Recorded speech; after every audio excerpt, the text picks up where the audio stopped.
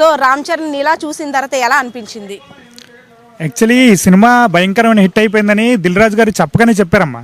కారణం ఏంటంటే ఆయనకు ఒక కాలిక్యులేషన్ ఉందని చెప్పారు.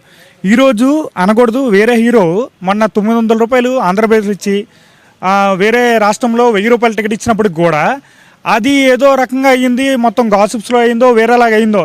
ఈరోజు చెప్తుంది ఏంటంటే మెగా అభిమానులకి మెగా హీరో ఏ రోజైతే ప్రపంచం అంతా ఏలిన ఒక పెద్ద వ్యక్తి ఎవరైతే యుగో పురుషుడో, ఆ తర్వాత ఇంకో పురుషుడు, తర్వాత మళ్ళీ ఇప్పుడు ఒక పురుషుడు, మెగా హీరోలందరికీ ఒకే హీరో. మెగా హీరోలకి బాబులకే బాబు కళ్యాణ్ బాబు, కళ్యాణ్ బాబుకి ఒకరే ఒకడు బాబు, చరణ్ బాబు.